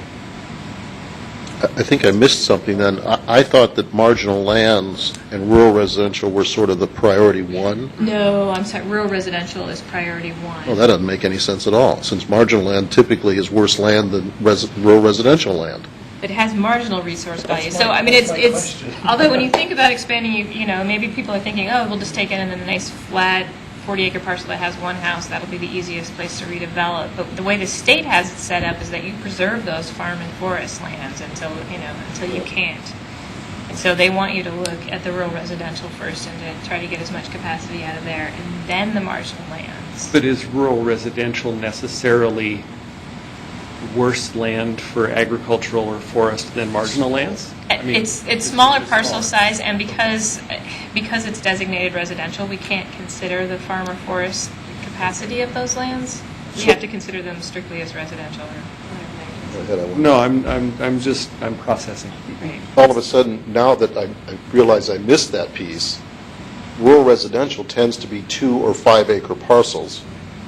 In some Correct. cases, yeah. There are some larger ones. So we end up with very challenging pieces of land to create housing on, because now you're going into this little tiny 4-acre piece and saying, I'm going to buy the house in that 4 acres and do that, and then somebody else is going to go find the other one, and you also have to find people that want to do that. So it seems to me that what you're accomplishing is is creating probably some of the most expensive lands. Partially vacant.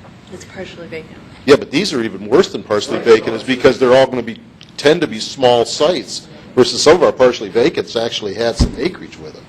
These are going to be a lot of really tiny little sites that you're going to go in that already have development patterns in place, and you're going to have to try to fill in around them.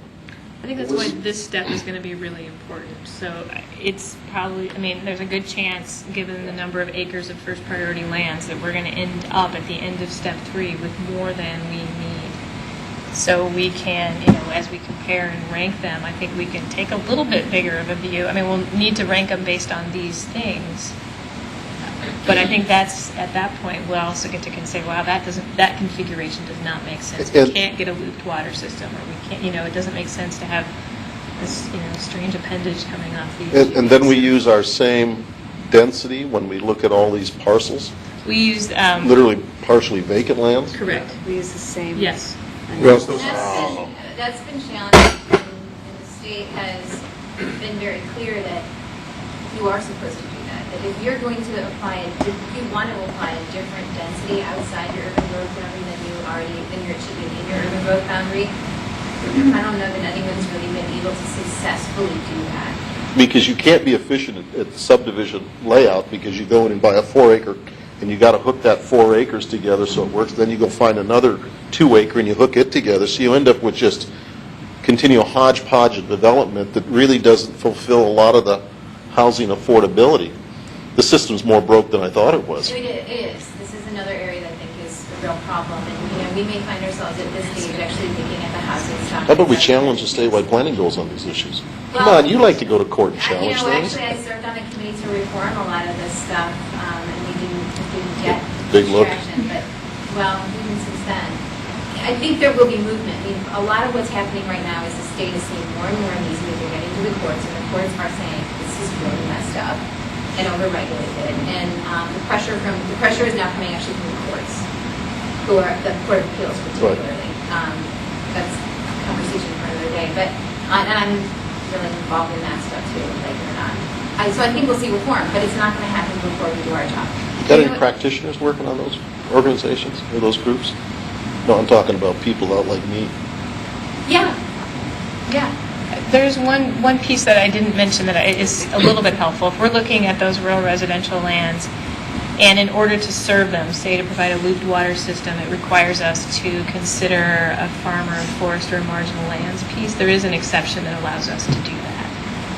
So in some of these, UWeb doesn't want just to extend a water line that dead ends. They want to be able to loop it, for instance. So if it would take taking in a forest piece or a marginal lands piece in order to get that looping to occur, we could actually justify that. But keep in mind, so we're looking at a 20-year look. Yeah.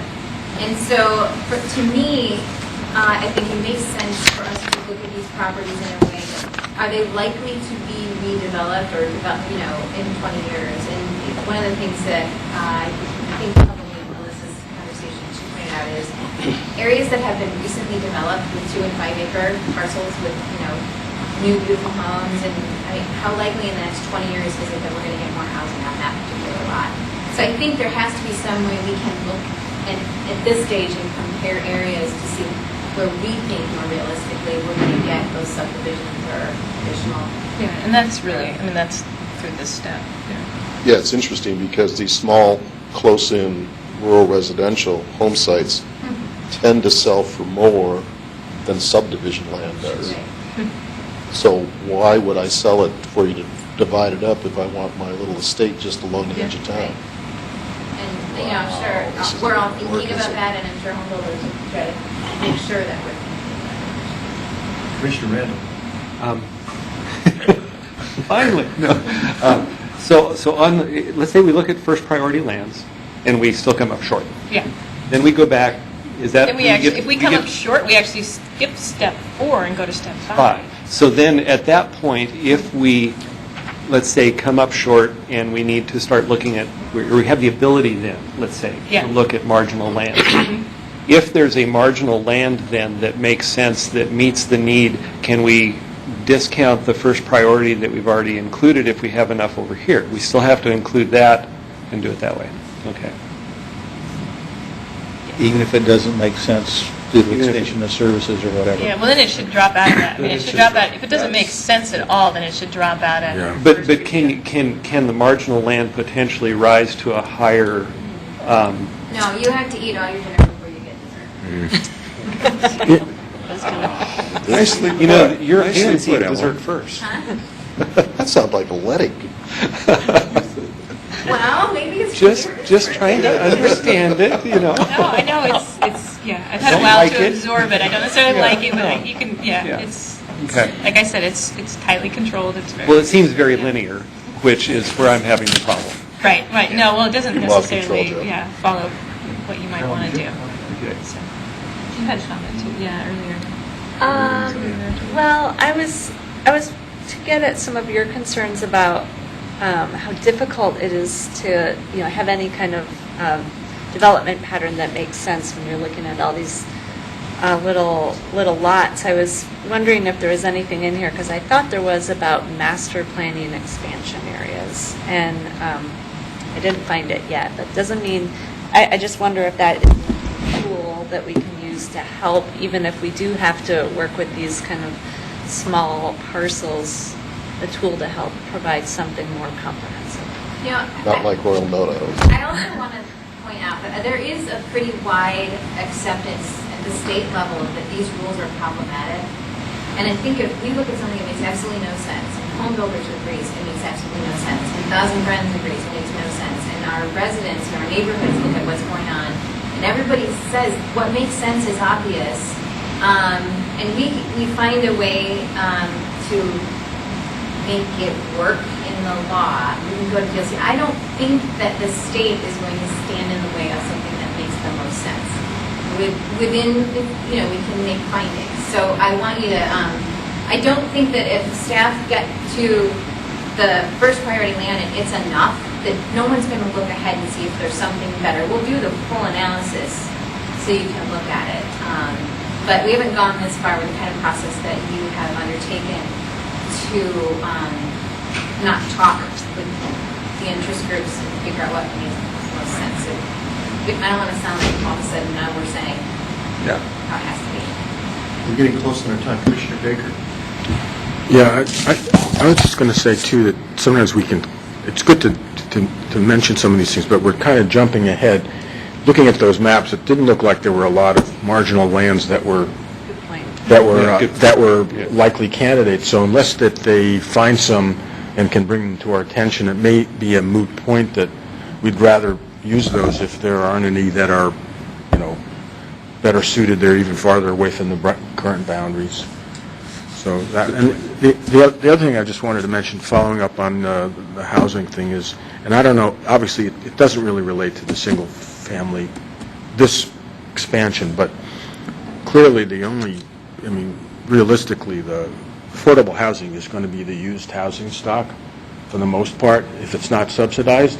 And so really, if we're trying to deal with that, we have to think of it and try to figure out a different way to deal with that in a way of preserving existing reasonable housing stock that's not large house, areas in the city where you find that already.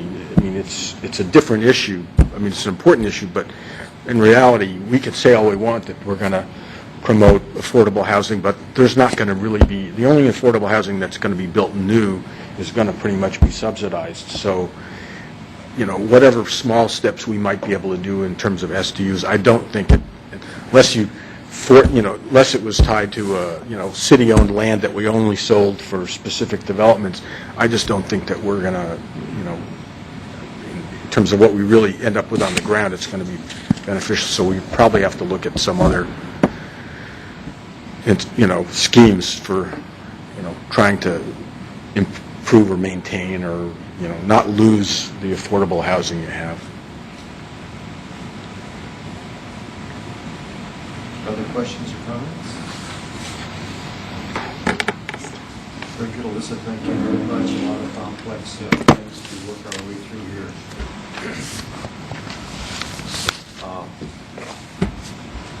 Next topic is, if that's all? Next topic is the joint subcommittee for, I'm going to use the word CLUTEC because I can never remember what the acronym stands for, but it is a joint subcommittee created by Planning Commission and the Sustainability Commission to look at fundamentally the nexus of transportation and land use. In this case specifically, it was originally formulated to apply a triple bottom line to route selection for MX, and then eventually when that process passed the subcommittee by to look at applying a triple bottom line to MX as a whole, or the MX extension as a whole. And we've had a request from the Sustainability Commission to restart the work of CLUTEC. We've had a meeting of the co-chairs and agreed to do that. There's still some additional clarity needs to be built around what exactly the subcommittee is going to do. But we have agreed to meet, and I think right now our membership for CLUTEC includes Commissioner Randall. I'm trying to remember who else. It used to be me, but I'm Commissioner Belcher, yes. Actually, it was Commissioner Byerly, wasn't it? And Commissioner Byerly. Well, Byerly and myself and you were the original members. Right, and Randy's joined us. I've stepped off of that committee. Commissioner Randall stepped on. And Bill, I don't think we've set a meeting yet, but I think that's going to happen. Anyway, I wanted to open that up for questions and a little bit of discussion around that. Just two things. First, I wasn't sure at the time we called this if we were going to have one new commissioner or more, but certainly, Commissioner Baker, if you're interested in this, there is room for one more on this commission, on this subcommittee. But you haven't told him what it is yet. Well, I tried. That's how you get on subcommittees Coordinated around land here. use, coordinated land use transportation. It's meant to be, like I said, where land use and transportation come together. Specifically, the Sustainability Commission is in this because they view that as a critical issue. And the first pass of this occurred last year where the triple bottom line tool, which was developed by the Sustainability Commission, was applied to MX. And I think at the first pass, during our co-chair meetings, most recent meeting, it was proposed by the Sustainability Commission that we go back to the findings reached previously and bring the new people up to speed, let them evaluate and improve those or expand those for submittal to the City Council.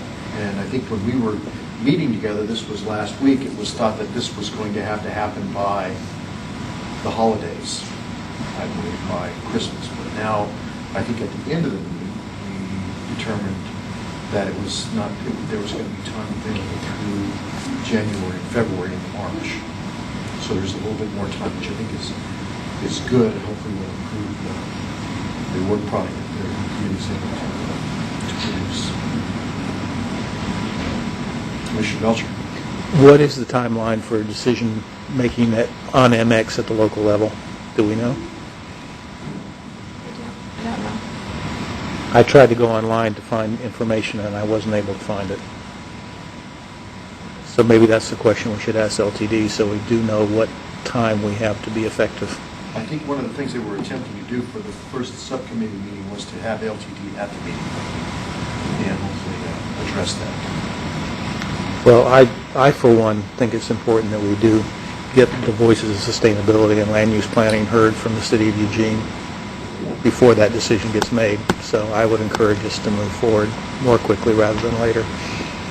My assumption being that we would take a position. Commissioner Duncan.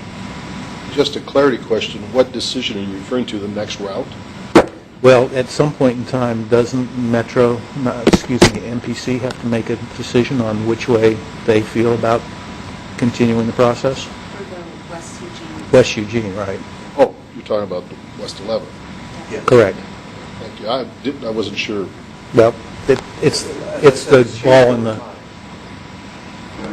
It's the ball in the game right now, so. Is that it? Commissioner Levin. Yeah. Because so much time has lapsed, I guess I've forgotten what the original mission was. And I'm wondering what the planning commission's role is right now. I understand if the Sustainability Commission has purview over analyzing things for triple bottom line. We have purview when it comes to Metro Plan policies and diagrams and refinement plans and functional plans.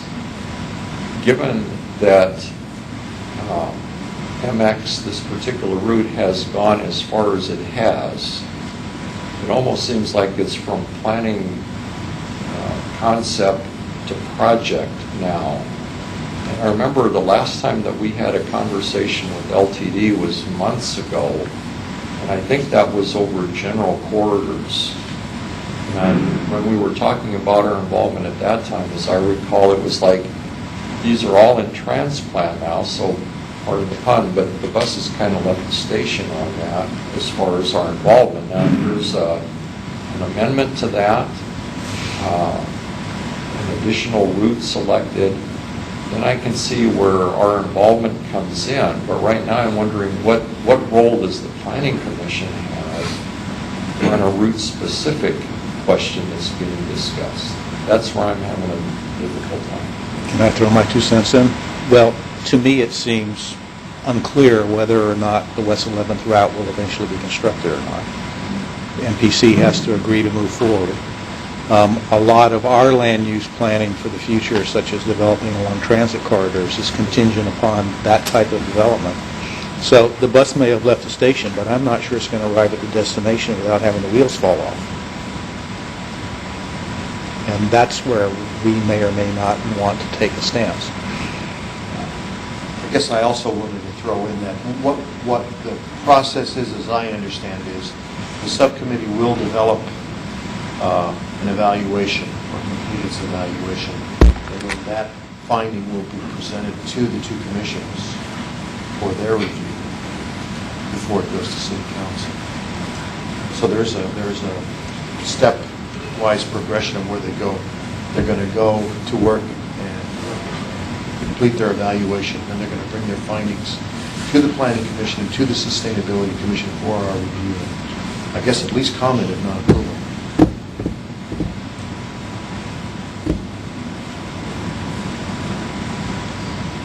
Oh, sorry, Greg.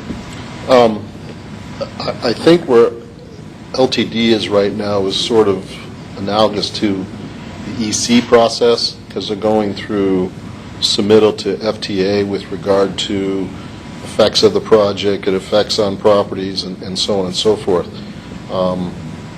So I'm not sure where you would think this process really is. I mean, it's from our side, from the kind of work we do, it's a long ways, because they haven't really even engineered any of the route-specific diagrams yet. They're still using just aerials and tax maps and things like that. So it's a long ways from any kind of action, it appears to me. I think if we want to get into more involvement, that I think the Planning Commission needs to get a lot more information, get a lot more up to speed on it. And I don't know that we have time or the inkling to get that much involved in it right now. I don't know. It's a question.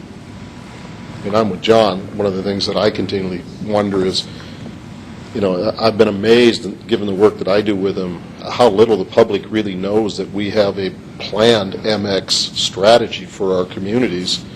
I don't think anybody even knows that really exists. They've already, sort of laid out where all these routes are supposed to go, and they're not really changing that other than whatever the timing is at this point. But again, I don't know if we're planning to go forward as a community. We're just going to let it go and end up with 1 or 2 or 3 lines, and that'll be the extent of it, or whatever else, because I don't think this community's ever had, or both communities have really ever had, a discussion to even understand or buy off on where MX is and what it could mean to this community over the next 50 years or 30 years or whatever it is. And I think we're a long way from even understanding what it can do for this community. So it's hard to suggest what it is we can do with it if we don't even understand what it can do for us. I think Commissioner Baker is next. Well, a couple of questions. One is, I'm not sure of the government, but ELCOT, there was the regional transportation, and they published, again, I agree with you, there hasn't been any major community discussion at all about this, but they had a little open house and they showed all their maps for 20 years. So, and you could get a copy. It's still online. It's still online. You can see where they plan. I mean, again, you're right but there's obviously, there's some information about where they, what may be in the works anyway. The other question I had is I'm a little confused. Are we thinking that the route may no longer end up going along 6th and would be moved back to the original route? Is that what we're okay? I was just trying to figure out what the concern was. Then it's a different issue. I think that Commissioner Belcher is next. Well, if you need to insert yourself in, feel free. Go ahead. Well, I think that's the point that a triple bottom line analysis can provide, is it will say in the big picture, what is the value of MX either on this particular route or in general, and hopefully engender that discussion in the public, because that's not the discussion that's taken place, frankly. And in my opinion, it's the one that needs to take place.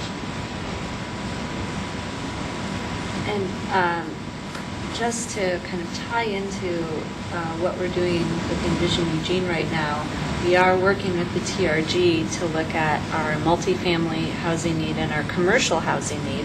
As you all know, we have a strategy to really locate those along our transit corridors, and those transit corridors are based on that long-term planning of LTD about where MX would go. And so one of the things we're going to be looking at over the next several weeks our, in order to meet our desire and our community's goal to accommodate our commercial and our multifamily inside our urban growth boundary, what kind of strategies are we going to have to do that will promote that kind of development along those corridors? And one of the items that could have a substantial impact on that is the presence of high-quality transit. And so there obviously is that connection between land use and transportation, and I just wanted you to know that we are kind of looking at it from the numbers side with the TRG, and we'll be doing the best we can to kind of either quantitatively or qualitatively identify just how important that kind of transit system is to our strategy. That's all. After Commissioner. Actually, Carolyn said what I was thinking much more eloquently, so. Glad it made sense. Commissioner Lang. And are you using the TLB for that, or TBL for that? No. Commissioner Belcher. And just to get back to Commissioner Baker's question, we had a joint meeting of the Planning Commission and Sustainability Commission a year ago, approximately, and at that point, several of us identified that we seem to have common interests and that it might be time to start talking to each other in a more formal way, and that's how the subcommittee got formed and took on this task. Just a comment to Carolyn's comment. I hadn't really thought about MX as part of that, and I'm happy to hear that that's there, and I remember we talked about it a little bit.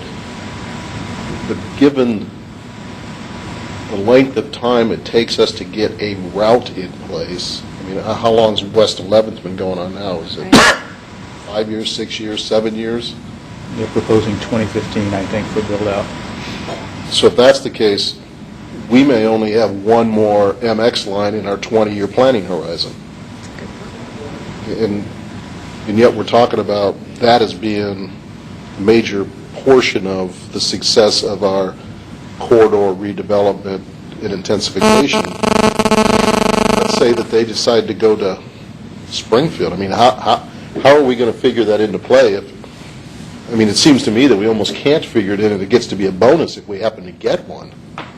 I guess I'll play a little bit of devil's advocate, because at the rate we're going, it could be a long time before we see another one, if we see one. And if West 11th gets enough traction and somehow the opponents out there get their wishes, are we going to end up with FTA being as happy with us as ODOT's been happy with us over the years, as we keep squashing programs out from underneath them after they put a significant amount of funds in it? I mean, I have a little concern about those kind of things.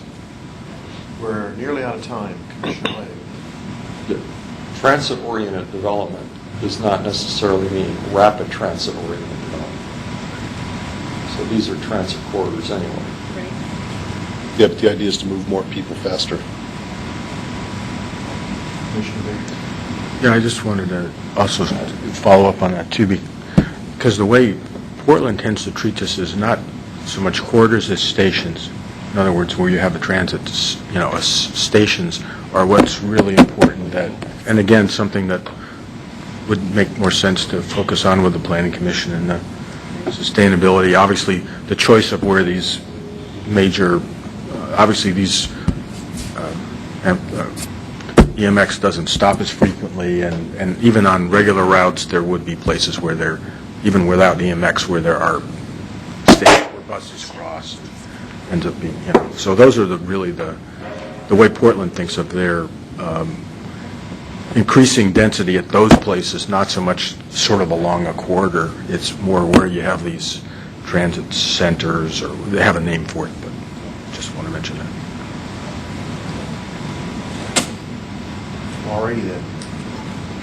I guess what I'm going to put out for comment is that we'll let the subcommittee arrange for its meeting and go for it, and then we'll look forward to seeing what the work product is.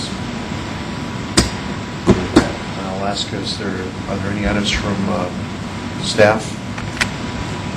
The only one I just thought of as we were having this discussion is letting Commissioner Baker know that we do have some kind of Yeah. subcommittees, Mhm. and so we need to share those with you and hear what your interest is in Right. participation. And the only reason I'm reluctant to say yes is I want That's all to right. learn a little more about what, I thought I would review what happened previously, so I'd And be more there's familiar. there's a number of committees, so you want to look at You'll have a all. choice of several, so. Okay. Commissioner Belcher? Question, do we know any more about the selection process of our seventh? Commissioner? Council's going back and reballoting on the applicants. Okay, the existing applicants. Thank you. Any other items from commissioners? Well, okay, thank you all very much. We'll adjourn and see you all